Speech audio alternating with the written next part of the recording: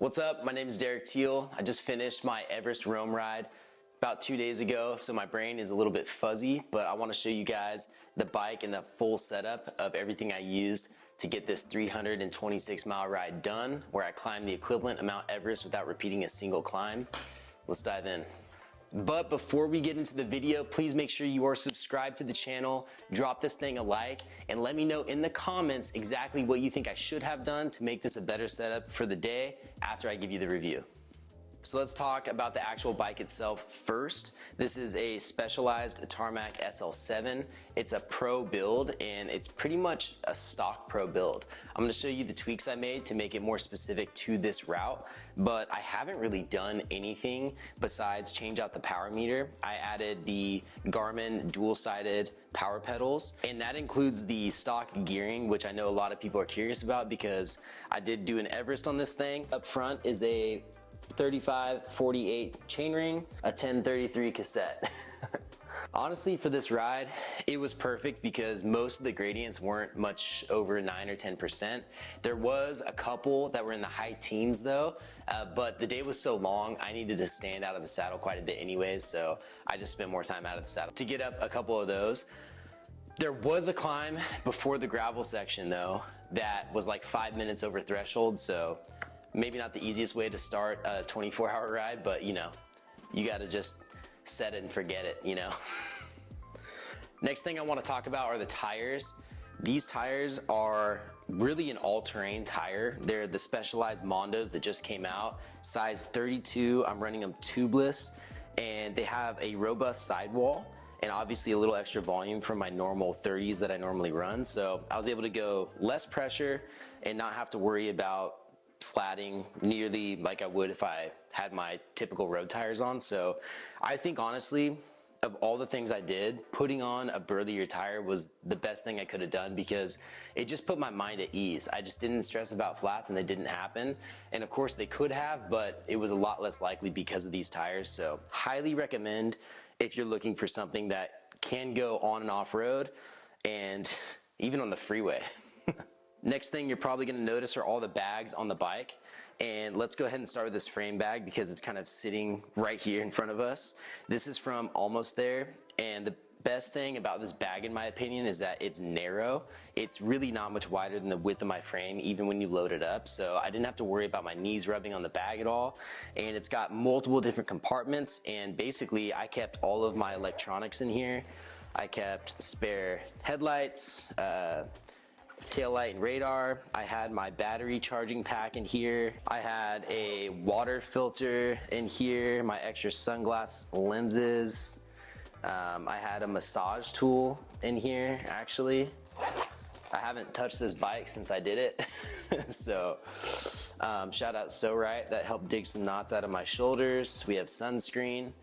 And I knew that with this bag, I wanted to keep it very gear heavy and make sure I didn't mix too many things up. So I was clear on where my stuff was. And I also didn't want to pack it so full that I couldn't really access things easily. Now, with that said, I think a little bit more storage would have helped me for one instance, and that was when it got freezing cold, dropped into the 30s. I wasn't prepared for climbing over our last summit in Tahoe so late at night. We were like 3 hours behind schedule. So the only thing I literally missed on this bike was a little more storage where I could have put a puffy jacket, and I think that would have been through like a bigger saddle bag. So lesson learned, got to be more prepared for next time. Thank God we had a follow car filming it and I could steal one of their jackets because I don't know what I would have done. If you're curious about seeing that, watch the full video doc because it'll show exactly what went down. Especially since that was the time, especially because that was the time where I was not only so cold, I was shaking my handlebars from shivering, but I was also hallucinating, and you know, I still had like 100 miles left, so it was probably the biggest low of the day. Let's talk about the saddlebag though. This is the perfect everyday saddle bag. It's from ALMSTHRE. It doesn't move. That's what else do you want from a saddlebag? It doesn't move. It looks clean. There's actually a pocket on the inside of it. where you can keep your things organized a little bit more, but everything in there is all about flat repair. And I also had a multi-tool and a spare Axis battery, and I didn't even need to open that thing up on the whole ride, so mission accomplished. Now, because we're on the back of the bike right here, I have to mention the Varia Taillight and radar, and this really sick seat rail mount that allows me to run the saddle bag without any interference. It looks clean, everything's out of the way. I couldn't be more happy with it because obviously I want the visibility with cars from the actual light itself, but I also don't want 20 different things hanging off the back of my bike just so I can have the storage as well. So really clean setup, Garmin makes it, and I felt like that helped just keep this bike just as clean and tight as possible, even though I have all these bags hanging off of it. We go up front, we have the OG handlebar bag from ALMSTHRE. It's, I would say, a traditional size handlebar bag and the bigger size that I would want to run. Now, my intention was to put a lot of food in here, but because I was going to super high elevation from sea level, riding 24 hours through the night, I had to add a lot of layers. So I ended up just filling this bag with just layers and a little bit of food, a couple extra straps, and that was about it. Actually, toward the end, I moved my power bank up here and was charging my phone just to make sure my live track from Garmin didn't die, because we were tracking our ride all day and putting out the link to everyone to follow. So this was the power bank I got. It's from this brand MyCharge. I just got it at Best Buy, but it has 2 USB-Cs and a USB, which made it really easy for everything I need to charge on here. I also had all the different charging cords pretty neat in a bag, at least when I started the day. I had chapstick and my earphones up here. And other than that, it was just like layers. Like these are the gloves that I started the ride with. And I have some more electrolytes from BPN in here to make sure I was stocked up on sodium. But yeah, really I ended up keeping all the food on my person, especially with some cargo bibs. That was really helpful. It's amazing. It was my first time using cargo bibs, and I can't believe how much food and just how much stuff you can fit in those pockets. They're huge. They're like even bigger than the pockets on your jersey. So that is a major tip. I didn't think I would need those, and those were an absolute game changer, because even throughout the day when I was taking my vest on and off, I would just put my vest back in my cargo bib pocket because they're so big. So that was my bag setup. Like I said, I could have used a little bit more storage for the puffy jacket just when the temps got into the 30s. Other than that, everything was perfect. Now, last thing that was kind of unique about this setup for the ride was the head unit and headlight combo mount. Now, I've been running the 1040 solar from Garmin because I love having the big, like some people call it the iPad screen. It's just so nice to see your numbers, your Climb Pro, like anything you want is just there and it's very visible, which I really like. I had a few different data screens on it to kind of keep my mind distracted, but I also wanted to make sure that my headlight didn't require a different mount. So we added the underneath, it's kind of like a GoPro style mount that the UT800 Garmin headlight can hook directly to. And because we were riding through the night, I added this, I took it from my GoPro actually. It was like a twisty fastener, so I didn't have to pull any tools to swap my headlight on and off.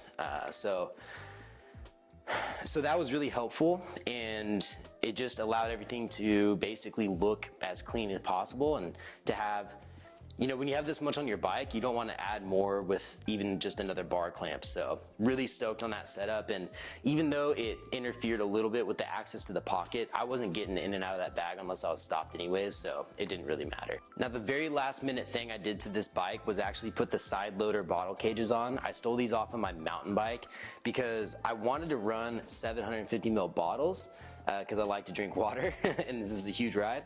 I like to drink a lot of carbs and electrolytes too. I just like to drink. So I wanted big bottles, and obviously there's some interference pulling it straight up from a bottle cage.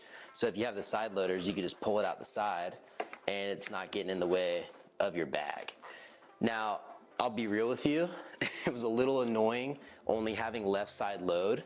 So I probably would have swapped them, so I had one on the right and one on the left just to get a little alternation.